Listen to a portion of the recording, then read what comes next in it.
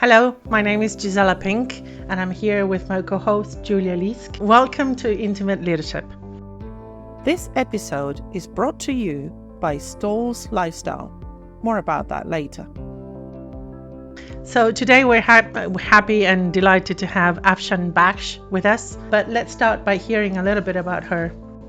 Hello. Today we've got Afshan, who has 25 years of experience as an educator and leader in the UK and international education and corporate business training sector.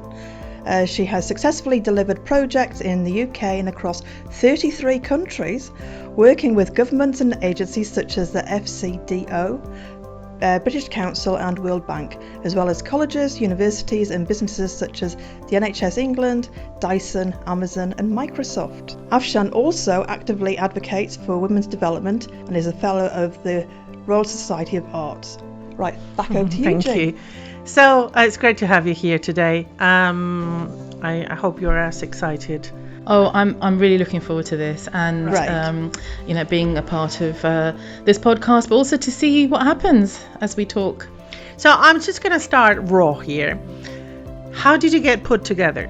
Oh, wow. I ask myself that question often because usually I don't feel quite put together right, and I'm forever changing those pieces around.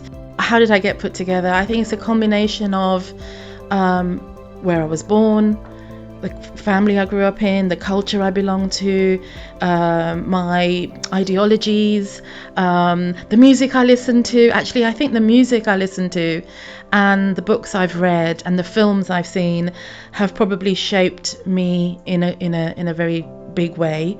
Family, friends, experiences. Where the list goes on. The list goes on, yes. But was there anyone in particular that actually inspired you to do what you do? Because in our private chats you mentioned that 2020 and lockdown was a big turning point for you. I just wonder if there was someone or something that triggered that inspiration for what you're doing today. Oh, that's a good question. I'm full of good questions. I see a list of them there on the page. It's interesting because as you were talking, not a person or a thing doesn't come to mind immediately. Let me answer it this way. I started a master's some time ago, and I went along for an interview, and he asked me, "What do you think? If would hold you back?" And I said, "Me." I said, "If anything's going to hold me back, it's me." Yeah. And he sort of looked at me a little bit puzzled because I don't think he's used to hearing that. And I said, because it's all in my hands, it's in my power. And so now if I think about that thought and think about your question there, Gisela, I want to say me, and that may sound arrogant. But not really. It sounds like you realized the power of you, the power it has to be you and expand you. That's not a minor thing.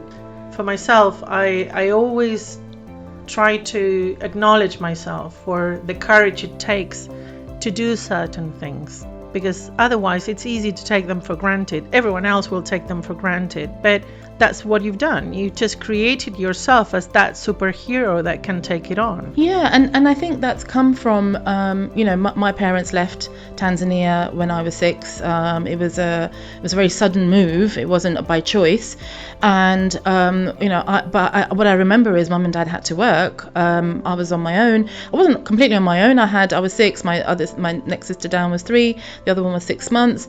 But in those years, we are the stereotypical latchkey kids, and so you were left to your own devices. And initially I thought it was an age gap between myself and the others, that I felt always different.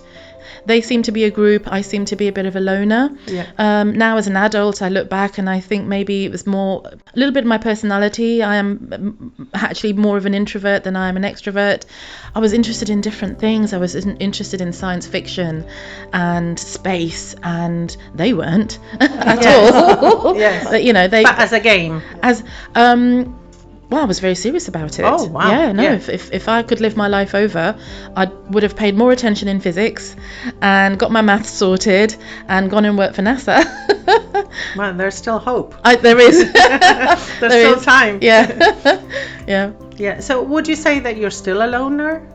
I now would say I'm an individualist Mm. as opposed to a loner. I do like my alone time. A little bit, maybe too much. Not too much for me, but when I benchmark that against what my family feel, Yeah. that they sometimes ring me and say, it's been a while. Where are you? What are you doing? Are you okay? So what would your perfect day be if you could spend time on yourself? Oh yeah, very easy to answer. Julia, I love pottering. Okay. I love pottering. So pottering can mean lots of different things. Yeah, that's what I was going to say. Yeah. For me, pottering can be sorting drawers out. It can be looking through old photos. It can be time in the garden. I used to not consider myself as a creative, but I realized that I'm creative in a different way. So maybe creating some training materials for me is creative, but to have the time to sit and think about colors and think about images, and I'm a very visual person, so it would be a day just doing that with the radio on or my favorite tunes on in the background. Listening to what? Oh, I have such an eclectic mix. My sister, she falls over laughing because one minute there'll be a prayer in Arabic, and then there'll be Puccini, and then there'll be Puff Daddy. I mean, it's everything. Yeah. That sounds amazing. Yeah. So your work, what you do in coaching others, in creating a space for leaders to show up, has a lot to do with creativity as well. You are empowering others to be creative. What would you say is your purpose towards it? Why do you do that? It's something I've reflected on quite for some years, and I think I have a core answer, but it sometimes changes. And I started first thinking about this when a series of different roles in one organization. And I remember at the time thinking, well, who am I? Because I seem to be a jack of all trades. And so what is my specialism? Maybe I don't have a specialism. And it started to worry me because I was thinking about career progression. And I sat down and I wrote out all the jobs. And because at the time I'd done a lot of work around soft skills, was part of a training program that developed women, and this is women from underprivileged, hard to reach areas of London, and taught them IT skills. But it was more than that. It was about transferable skills. So because I had that already in my mind, what I did was I looked at my job roles and I looked at them from a transferable skills perspective. And what I realized I seemed to be doing is supporting change, managing conflict, helping people to move on to the next step or a few steps along. And so when I realized that, I would say that then what I do today is almost organically been shaped, because that is what I lead with, is my interests are in supporting and moving people on.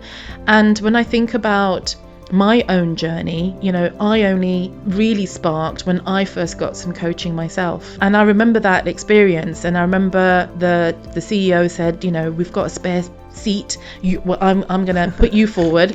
I was thinking, why me? Well, at the time I was thinking, why me? What have I done wrong? Why is he picking on me?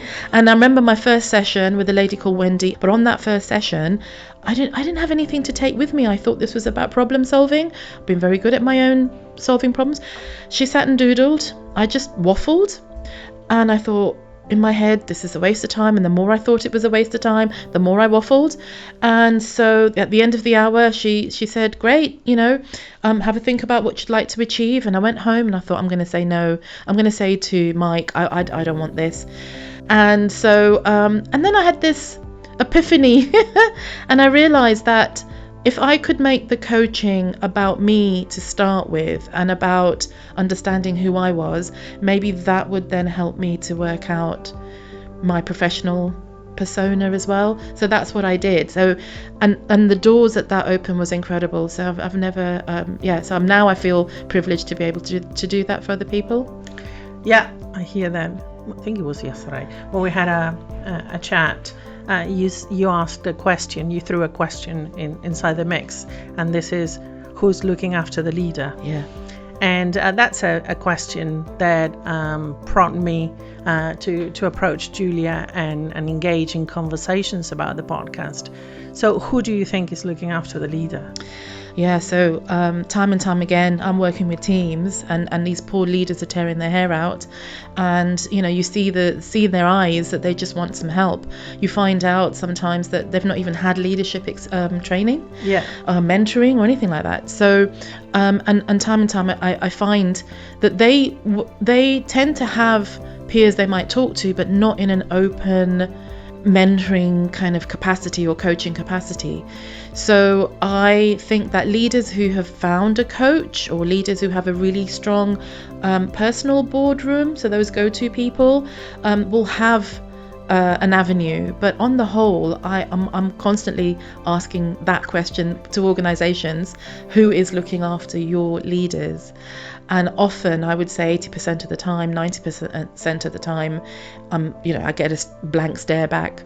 So if you were looking after one leader, would you look after all of them? All I'm thinking is, because you're saying about, leaders actually talking to each other. But if you've got one that's being coached and one that's being sort of empowered, and the rest of them aren't at that level, even though they're talking to each other, that's going to be diluted down still within the organisation. So there's something called building capacity, which, so in my career in education, in further education, we always look to build capacity. So what that meant was that leaving the tools behind for those learners to be able to carry forward the learning, but to also empower others through their learning. And that idea of cascading knowledge and experience, and so that idea of building capacity is very strong. And a lot of what I do now actually can be tracked back to what good learning should be about. And good learning should be about, or outstanding learning should be about, building capacity. So part of my work, would be to encourage those that I coach, those that I train, to pass that along and to find others to support. So yeah.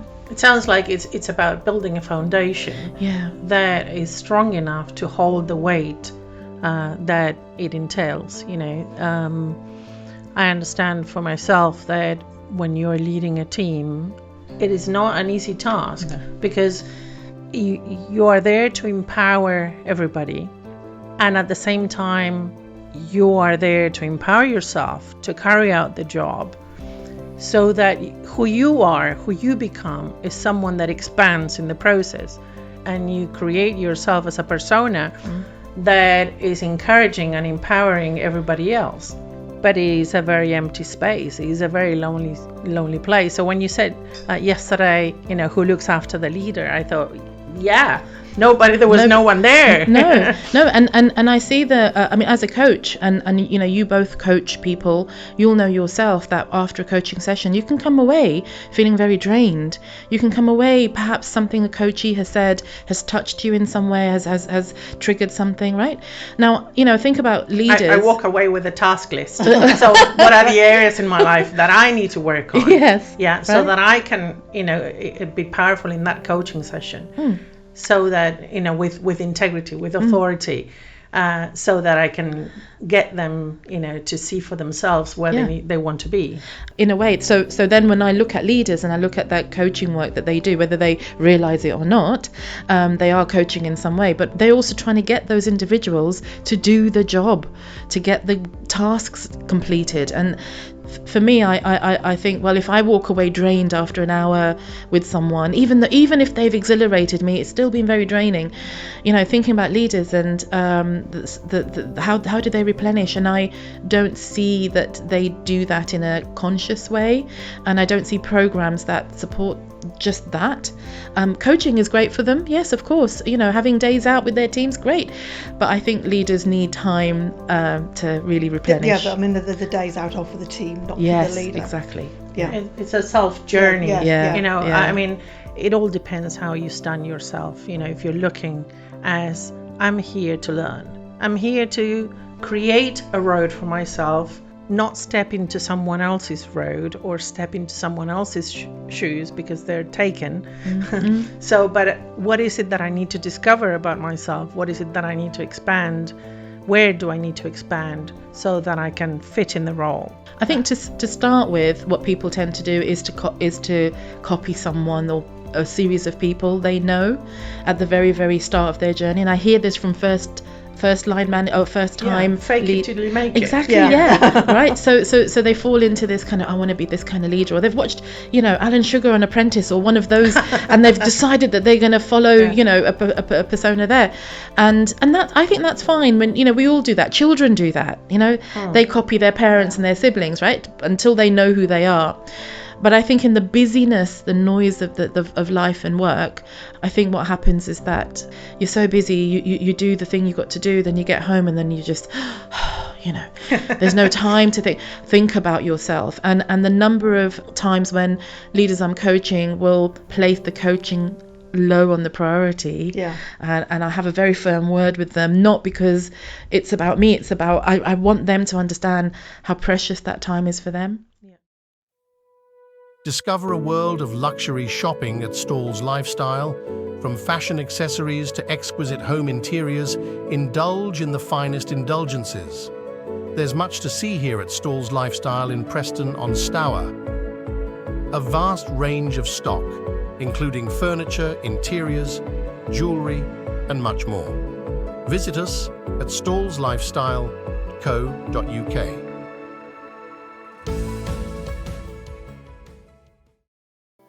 So, as people in business, as leaders as well, we sometimes experience big breakdowns. Yeah, there's something happens, and it's not what you expected.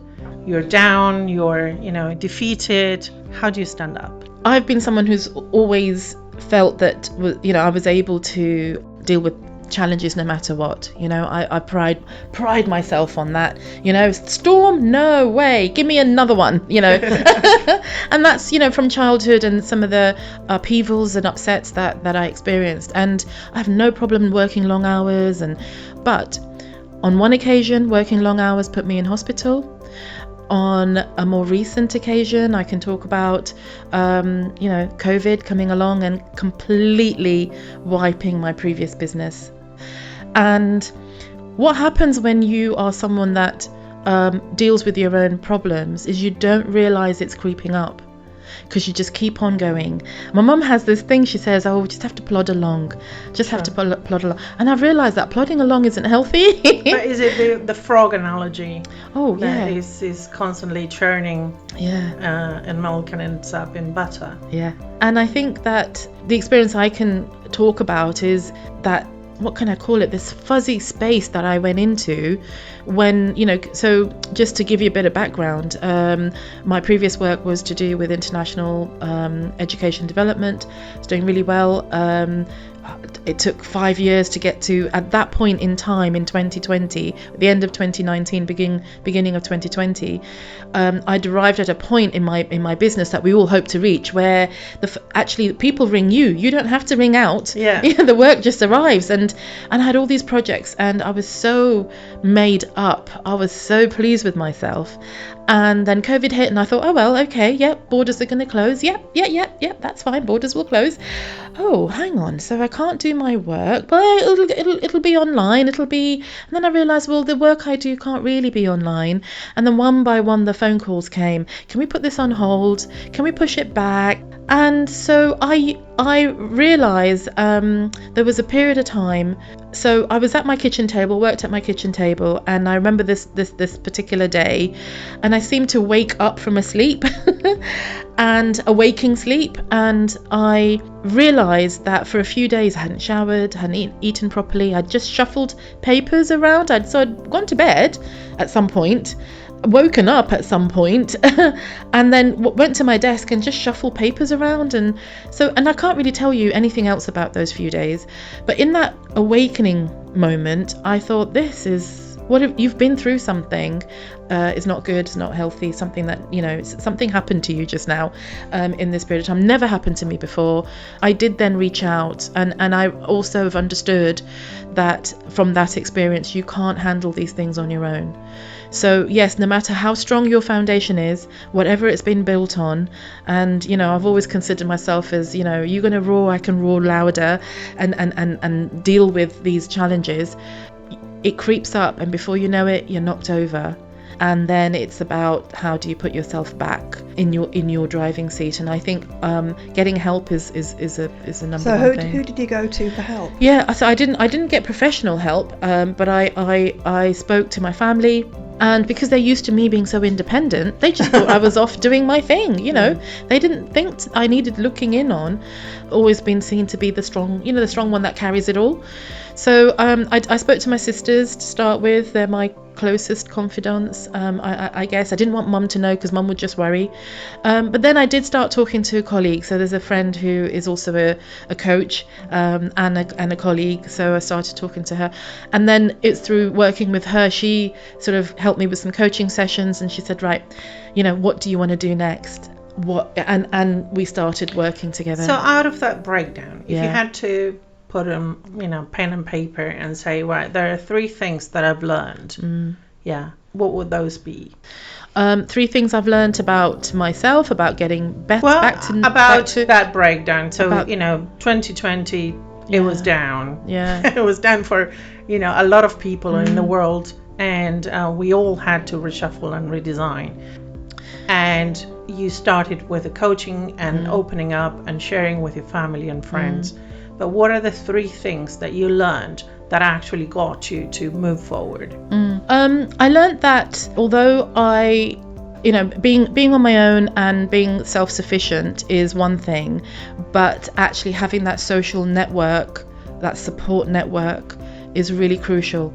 And I appreciate that network now more than anything. Yeah. And I spend more time nurturing that network, and I let them know what's going on with me.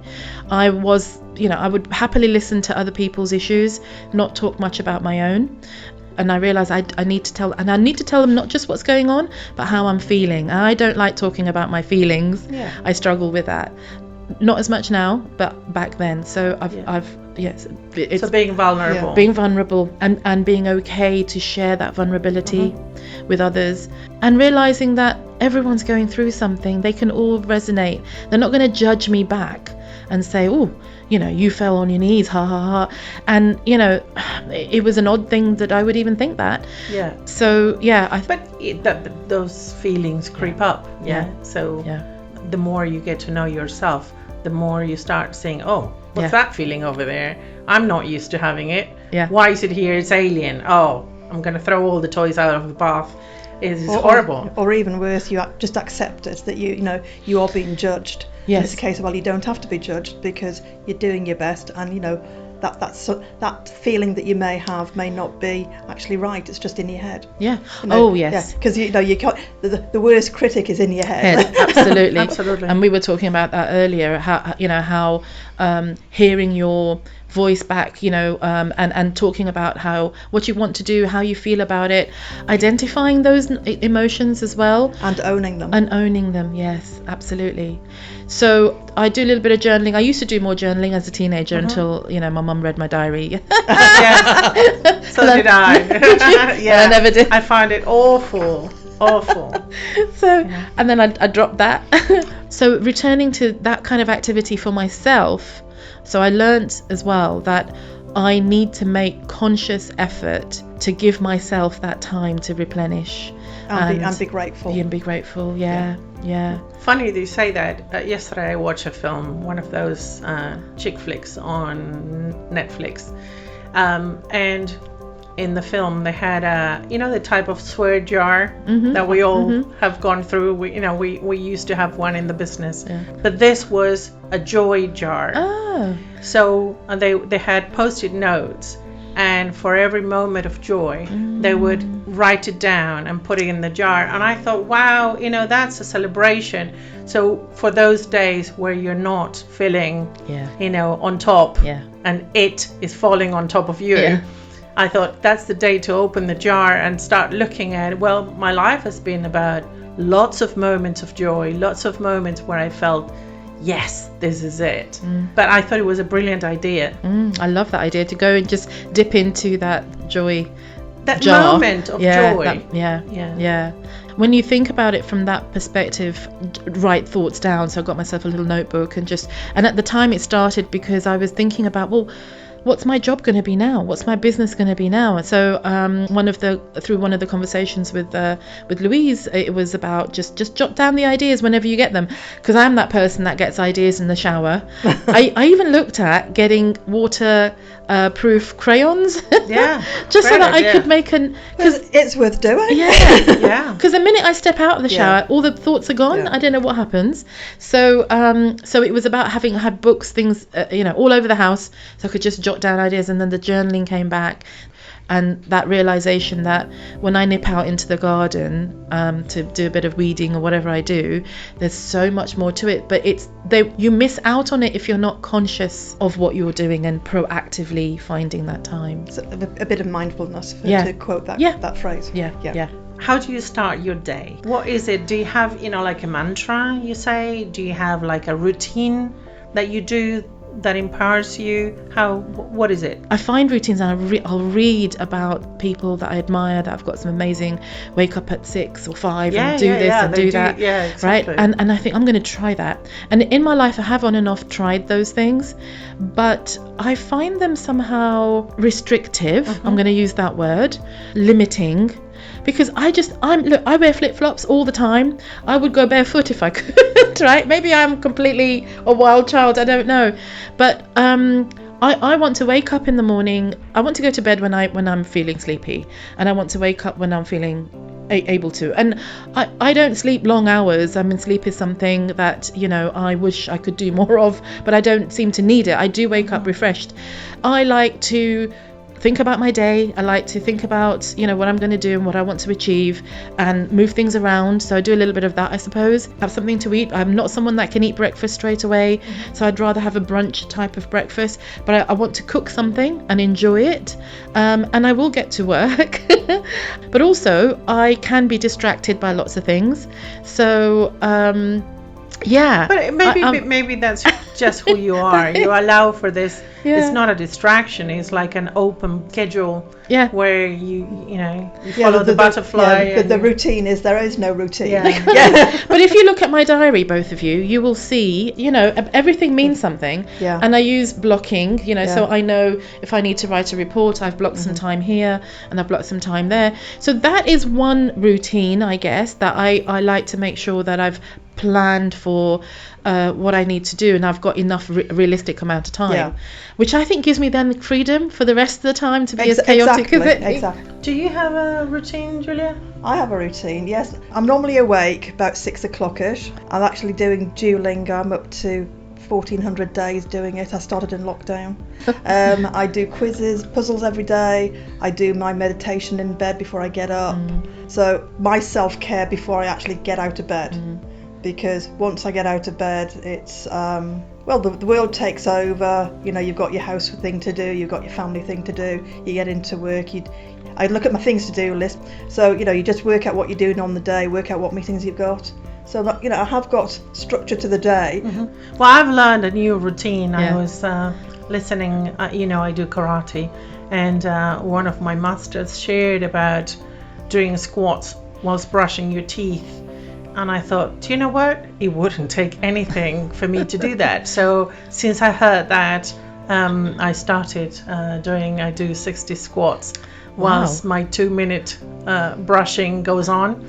Don't ask where the toothpaste ends up. But it's always, I feel great about myself by doing that, because it kind of sets me off. I got to meet the late, great Jonah Lomu. Through an organisation I worked in, the IT company, and we hired him to come in and work with the sales team every morning. What they did was he made them run up and down the car park, and we measured productivity during that week and the 2 weeks after, and productivity was high. I mean, it was incredible. And so I think there is very much, something in the whole getting yourself ready for the day. So, how do you see the future? How do you see yourself in that future? And also, it's a loaded question. What do you see as your legacy? So I'm not sure if I'd shared this with you the other day, but one of my sisters passed away at the end of January. I'm sorry to Yeah, hear. thank you. I mean, it's been obviously devastating, and I miss her so much. And she'd been ill for a long time, but we weren't expecting her to pass when she did. What that did for me was it made me realise that, look, you like to live life in this kind of this free way, and I think that's great, but what do I want to leave behind, and what do I want to achieve in the time that I have? Yeah. Before she was in hospital, I'd treated myself to a cruise, and it was following a really very intense period of work, and I treated myself to this cruise. And what I realised on that cruise is that I enjoy life and I love what I do, but where's the fun in my life? The things that make me belly laugh, right? Yes. And I came back from that cruise thinking, right, I'm going to dance more, because I hadn't been dancing for so long. My knees are so terrible, but ABBA night on the cruise ship, I was the last one standing, 2 in the morning. My kind of girl. Yeah. Right? So I want to dance more, and I want to do those things that really make me kind of belly laugh and have that kind of fun. So me in the future, going forwards and just thinking about, is that I want to make the next whatever many years count for me. I want to make sure I have fun each day. I want to make sure that in terms of my business, I am following my passion. I'm going to ask myself that question. If this feels like hard work for the wrong reasons, then why am I doing it? Exactly. Right? Yeah. So there's that. In terms of legacy, I mean, I am consistently, there are people that still in touch with me from my very first role when I was sort of teaching those disadvantaged women, underprivileged women in those, very poor areas of London. Still have some of them keeping in touch with me to say, this is what we're doing. And every corner I turn, when I see my people on my LinkedIn, often it's people I've worked with. Yeah. So there's something that I leave behind with them that connects them to me. Yeah. And I think they're my legacy. Yeah. Well, and it's because who you are that Thank you. we have you here today. Thank you. And we wanted to hear more about you. Yeah, and acknowledge you for the difference you make in so many people's, especially women's lives. I know that being a leader is not easy, and it's an everyday job, and it's an everyday learning opportunity. Yeah. But expanding leaders, it's also not an easy job, No. and I acknowledge you for that. Thank you. That means a lot. I mean, that's given me goosebumps actually. Having this chat and listening to that, and sometimes it's the outside view that really drives home the difference that you make. So I really appreciate it. Well, we Thank you. appreciate you being here, Afshan, because it's actually by vocalising what you're thinking and what you've done, you actually realise how powerful you are. And thank you for sharing. Thank you. Julia, a pleasure being with you. As always, thank you, As Gisela. always. We want to thank Stoll's Lifestyle for their support today. And this is Intimate Leadership. Thank you for listening.